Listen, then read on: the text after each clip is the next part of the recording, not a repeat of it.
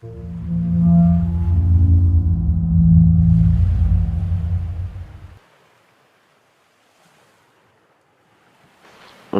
جنگ میں ہماری تشکیل ہوئی. یہ دریائی علاقہ تھا. وہاں ایک مسجد میں گئے تو انہوں نے انکار کیا کہ آپ لوگ ہمارے مسجد میں نہیں آئیں گے. ہم دوسری مسجد میں چلے گئے. دوسری مسجد والے نے اجازت دے دی، لیکن آدھا گھنٹہ بعد پورا گاؤں اکٹھا ہوا. ڈنڈے لے کر آئے. سب سے پہلے ہمارے بسترے جلائے، اس پر پیٹرول ڈال لی اور آگ لگا دی. اس کے بعد ڈنڈوں کے ذریعے سے ہماری پٹائی کی، اور ایسی پٹائی کی کہ ہم میں سے کسی ساتھی کا بھی کپڑے سفید نہیں رہے، سارے خون سے لال ہو گئے.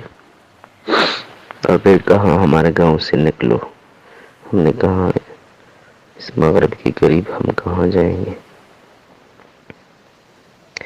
انہوں نے کہا سامنے بستی ہے، اس میں چلے جاؤ. ہم نے کہا ہمیں تو معلوم نہیں ہے. کہ دیکھیے اسی راستے سے سیدھا جاؤ. غلط راستہ انہوں نے بتایا.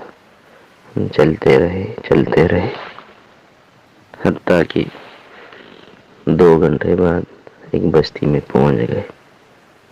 بستی والے مغرب کی نماز پڑھ چکے تھے. عشاء کے قریب جب وہ ہمیں دیکھ کر تو انہیں ہمارا استقبال کیا اور آئے اور احوال پوچھا. پھر وہ چلے گئے. گھروں سے کپڑے لے کر آئے کہ ہمارے ساتھ کسی کے کپڑے بھی صاف نہیں تھے، سارے خون سے آلودہ تھے. ہم نے ادھر نماز پڑھ لی. پھر انہوں نے پوچھا کہ آپ کشتی کے ذریعے سے آئے. ہم نے کہا کیوں؟ یہ تو راستہ ہے. کہ نہیں، آپ لوگ دریا پار کر کے آئے. پتہ نہیں کہ راستہ تو دوسری طرف ہے، ادھر پل ہے. آپ کہاں سے آئے؟ ہم نے سیدھا سے. کہ کوئی کشتی ہونا ہے سیدھا. کہ دریا ہے، ہمیں پتہ ہی نہیں لگا دریا کا. رات کو جب سارے سو گئے، صبح اٹھے، ہر کسی نے کہا حمید صاحب خواب دیکھے. خواب جب سنایا گیا تو سب نے ایک ہی خواب دیکھا تھا، اور خواب یہ تھا رسول اللہ صلی اللہ علیہ وسلم گھوڑے پر تشریف لے، ساتھ بہت سارے صحابہ بھی تھے. حضور صلی اللہ علیہ وسلم کے ہاتھ میں دودھ تھی. حضور صلی اللہ علیہ وسلم نے فرمایا یہ میرا صحابہ کی جماعت ہے، انہوں نے میری دین کی خاطر بہت مشقتیں کی. اللہ نے ان کو جو اجر دینا ہے وہی اجر آپ لوگوں کو بھی دیں گے. مبارکباد دے کر حضور صلی اللہ علیہ وسلم تشریف لے گئے. اگلے دن 11 بجے ساتھی سوئے تھے. میں دیکھ رہا تھا سامنے سے ایک ٹرالا اور لوڈر بھر کے آ گئی. میں نے دیکھا کہ وہی لوگ تھے جنہوں نے اگلے بستی میں ہمیں مارا تھا.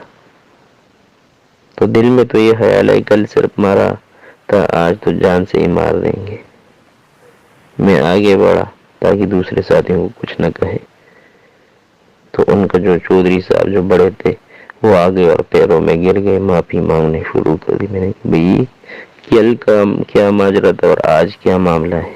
کہ آپ جیسے ہماری بستی سے نکلے اور آپ کا آخری ساتھی جیسے ہماری بستی سے نکلے تو ہماری 19 لڑکیاں پاگل ہو گئی، کپڑے اتار دی اور ننگے گھر سے باہر آ گئے. اور 43 لڑکے پاگل ہو گئے، کپڑے اتار کے باہر آئے.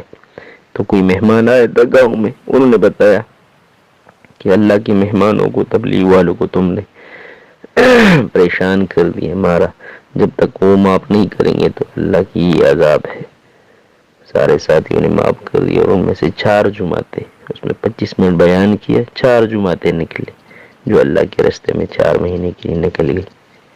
یہ آپ کو تھوڑی سی کارگزاری سنا دی اس لیے کہ اللہ سبحانہ وتعالی نے مسلمانوں کو ایک بہترین کام دیا ہے، اللہ کا پیغام سنانا، اللہ کی دین کی طرف لوگوں کو راغب کرنا، لوگوں کے دل میں اللہ اور اس کے رسول کی عظمت کو بٹھانا، ان کی سنتوں کا، دین کا عظمت بٹھانا، لوگوں کو جہنم کی آگ سے بچانا. یہ محنت انبیاء کی محنت تھی. ہمارے نبی آخری نبی ہے، اس کے بعد کوئی نیا نبی آنے والا نہیں. یہ مبارک محنت اس امت کے ذمے ہے، اور یہ کوئی بوجھ نہیں ہے، یہ اس امت کی سعادت ہے.